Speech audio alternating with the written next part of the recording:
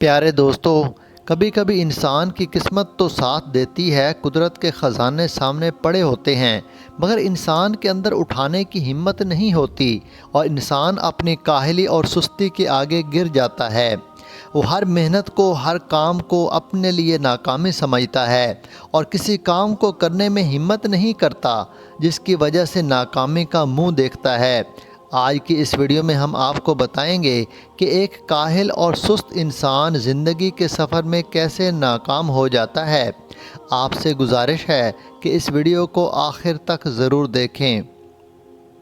پیارے دوستو، کسی زمانے کا ذکر ہے کہ ایک ہرا بھرا خوبصورت گاؤں تھا جہاں زندگی اپنی پوری رعنائیوں کے ساتھ رواں دواں تھی۔ اسی گاؤں کے ایک مٹی کے بوسیدہ مکان میں راجو نام کا ایک شخص اپنی بیوی اور 2 معصوم بچوں کے ساتھ رہتا تھا۔ راجو کی بیوی ایک نہایت نیک سیرت اور صابر خاتون تھی، جو دن بھر گھر کے کاموں کے ساتھ ساتھ دوسروں کے کپڑے سی کر بامشکل 2 وقت کی روٹی کا انتظام کرتی۔ لیکن راجو ایک ایسا انسان تھا جس کے وجود پر سستی اور کاہلی نے پہرا بٹھا رکھا تھا۔ وہ گھنٹوں گاؤں کے چوپال میں بیٹھ کر خیالی پلاؤ پکاتا یا درخت کی چھاؤں میں لیٹ کر آسمان کی وسعتوں کو تکتا رہتا۔ جب کبھی اس کی بیوی بچوں کی بھوک کا واسطہ دیتی تو وہ بڑی بے نیازی سے کہتا، بھلیے سارا کھیل قسمت کا ہے، دیکھنا ایک دن میری قسمت کا ستارہ چمکے گا اور ہمارے آنگن میں دولت کی برسات ہوگی۔ اسے یہ احساس ہی نہ تھا کہ قسمت بھی انہی کا ساتھ دیتی ہے جو ہمت کا دامن تھامے رکھتے ہیں۔ گھر کے حالات جب حد سے زیادہ بگڑ گئے اور فاقوں نے ڈیرے ڈال لیے تو ایک دن راجو نے سنا کہ گھنے جنگل کے اس پار ایک پہنچے ہوئے بزرگ رہتے ہیں جن کی دعا سے بگڑی ہوئی تقدیریں سنور جاتی ہیں، اور ویسے بھی نیک لوگوں کے پاس بیٹھنے سے بندے کو فائدہ ہوتا ہے۔ بندے کی دنیا بھی سنور جاتی ہے، آخرت بھی سنور جاتی ہے۔ راجو کے سست ذہن نے سوچا کہ محنت کرنے سے بہتر ہے کہ ان بابا جی سے کوئی ایسا معجزاتی عمل یا تعویذ لے لیا جائے جو اسے بیٹھے بٹھائے امیر بنا دے۔ اسی امید میں وہ ایک صبح اپنی لاٹھی اٹھا کر سفر پر نکل کھڑا ہوا۔ ابھی وہ جنگل کے وسط میں ہی پہنچا تھا کہ اسے ایک جھاڑی کے پیچھے سے کراہنے کی آواز آئی۔ قریب جا کر دیکھا تو ایک بھیڑیا نڈھال پڑا تھا۔ اس کی ہڈیاں نکل آئی تھیں اور آنکھوں کی چمک ماند پڑ چکی تھی۔ راجو کو دیکھ کر اس نے نکاہت بھری آواز میں پوچھا، اے مسافر، اس پرخطر راستے پر کہاں کا ارادہ ہے؟ راجو نے رک کر اپنی منزل کا بتایا تو بھیڑیے کی آنکھوں میں امید کی ایک لہر دوڑی۔ اس نے منت بھرے لہجے میں کہا، بھائی، اگر تم ان بزرگ سے ملنے جا ہی رہے ہو تو ذرا میرا احوال بھی بیان کرنا۔ ان سے پوچھنا کہ میں جنگل کا بادشاہ کہلانے والا جانور آج اس قدر بے بس کیوں ہوں کہ مجھ میں شکار کرنے کی سکت تک نہیں رہی۔ میری اس بیماری کا علاج کیا ہے؟ راجو نے حامی بھر لی اور آگے بڑھ گیا۔ سفر جاری تھا کہ دھوپ کی تمازت بڑھنے لگی۔ راجو ایک وسیع و عریض سیب کے درخت کے نیچے سستانے کے لیے رکا۔ درخت سرخ و سفید سیبوں سے لدا ہوا تھا، لیکن عجیب بات یہ تھی کہ اس قدر خوبصورت پھل ہونے کے باوجود نہ وہاں کوئی پرندہ چہچہا رہا تھا اور نہ ہی کوئی مسافر اس کے سائے میں ٹھہرتا تھا۔ جیسے ہی راجو نے ٹیک لگائی، درخت کی شاخوں سے ایک اداس سرگوشی ابھری، اے راہگیر، تم کہاں جا رہے ہو؟ راجو نے جب اپنا مقصد بتایا تو درخت نے اپنے پتے جھڑ جھڑاتے ہوئے کہا، میرا ایک سوال ان بزرگ تک پہنچا دینا۔ میں برسوں سے میٹھے پھل دے رہا ہوں، لیکن کیا وجہ ہے کہ کوئی ذی روح میرے قریب نہیں آتا اور میرے پھل زمین پر گر کر ضائع ہو جاتے ہیں؟ آخر مجھ میں ایسی کیا کمی ہے؟ راجو نے وعدہ کیا اور اپنی منزل کی جانب قدم بڑھا دیے۔ ابھی منزل کچھ دور ہی تھی کہ ایک شوریدہ دریا نے راستہ روک لیا۔ دریا کے کنارے ایک عظیم الجثہ مچھلی پانی کی سطح پر تڑپ رہی تھی۔ وہ بار بار اپنا منہ کھولتی جیسے اسے سانس لینے میں دشواری ہو رہی ہو۔ راجو کو دیکھ کر مچھلی نے پکارا، اے نیک انسان، سنا ہے تم کسی دانا بزرگ کی تلاش میں ہو، کیا تم میرے گلے میں ہونے والے اس دائمی درد کا سبب پوچھ سکتے ہو؟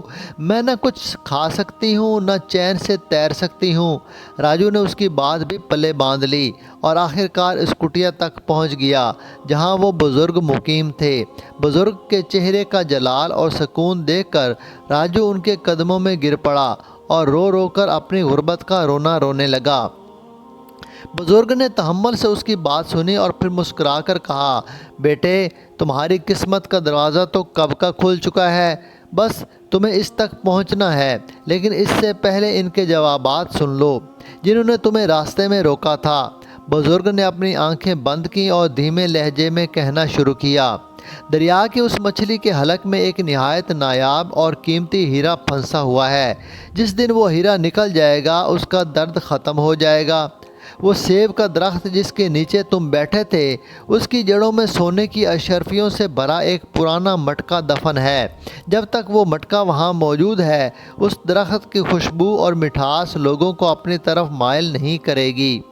اور رہا وہ بھیڑیا، تو اس کی کمزوری کا واحد علاج یہ ہے کہ وہ کسی ایسے انسان کا گوشت کھائے جو دنیا کا سب سے سست اور کاہل ترین شخص ہو۔ اسی سے اس کی کھوئی ہوئی طاقت واپس آئے گی۔ راجو یہ سن کر خوشی سے نہال ہو گیا اور بغیر سوچے سمجھے الٹے قدموں واپس بھاگا۔ اسے لگا کہ اب اس کی مراد پوری ہونے والی ہے۔ واپسی پر وہ سب سے پہلے دریا کے کنارے پہنچا۔ مچھلی نے بے تابی سے پوچھا، بتاؤ مسافر، بابا جی نے کیا کہا؟ راج نے فاتحانہ انداز میں بتایا کہ تمہارے گلے میں ایک ہیرا ہے۔ مچھلی تڑپ کر بولی، خدا کے لیے یہ ہیرا نکال دو، یہ تمہاری غربت بھی ختم کر دے گا اور مجھے بھی زندگی مل جائے گی۔ لیکن راجو نے ماتھے سے پسینہ پوچھتے ہوئے کہا، ارے نہیں، اب میں دریا میں اتر کر تمہارے گلے میں ہاتھ ڈالوں، میرا وقت ضائع ہوگا، مجھے تو اپنی قسمت تلاش کرنی ہے۔ اور وہ بدقسمت آگے بڑھ گیا۔ پھر وہ سیب کے درخت کے پاس پہنچا۔ درخت نے جب سنا کہ اس کے نیچے خزانہ ہے تو اس نے التجا کی، اے مسافر، زمین کھودو اور یہ بوجھ مجھ سے ہٹا دو، یہ سارا سونا تمہارا ہو جائے گا اور میں بھی ہرا بھرا ہو جاؤں گا۔ راجو نے زمین کی سختی دیکھی اور سستی سے بولا، اتنی کھدائی کون کرے گا؟ میرے پاس وقت نہیں ہے، مجھے جلدی گھر پہنچنا ہے جہاں میری قسمت میرا انتظار کر رہی ہے۔ آخر میں وہ اسی بھیڑیے کے پاس پہنچا جو اب مرنے کے قریب تھا۔ بھیڑیے نے آخری امید پر سر اٹھایا اور علاج پوچھا۔ راجو نے کہا کہ بابا جی نے کہا ہے کہ تم دنیا کے سب سے سست اور کام چور انسان کو کھا لو تو تم ٹھیک ہو جاؤ گے۔ میں تو خوش قسمت ہوں کہ مجھے ہیرے اور خزانے کا پتہ چل گیا ہے، اب میں جا رہا ہوں۔ بھیڑیے نے ایک گہری نظر راجو کے چہرے پر ڈالی۔ اس کی آنکھوں میں اچانک ایک عجیب سی چمک آئی۔ اس نے سوچا کہ اس شخص کو ایک مچھلی نے ہیرا دینا چاہا مگر اس نے ہاتھ نہیں ہلایا۔ ایک درخت نے سونے کا مٹکا پیش کیا مگر اس نے زمین نہیں کھودی۔ بھیڑیے نے ایک لمبی اور سرد سانس لی اور غراتے ہوئے بولا، اے نادان انسان، اس پوری کائنات میں تم سے بڑا سست، کاہل اور کام چور بھلا اور کون ہوگا؟ تم نے تو اپنی سستی کی خاطر اپنی تقدیر ہی اپنے ہاتھوں سے دفن کر دی۔ یہ کہتے ہی بھیڑیے نے اپنی پوری بچی کھچی طاقت جمع کی اور ایک خون خوار جست لگا کر راجو کی گردن دبوچ لی۔ راجو کو سنبھلنے کا موقع تک نہ ملا۔ وہ سست انسان جو تھوڑی سی محنت کر کے ہیرے اور سونے کا مالک بن سکتا تھا، آج اپنی ہی کاہلی کی وجہ سے ایک کمزور بھیڑیے کا نوالا بن رہا تھا۔ راجو تڑپتا رہا، چیختا رہا، مگر جنگل کی خاموشی میں اس کی آواز سننے والا کوئی نہ تھا۔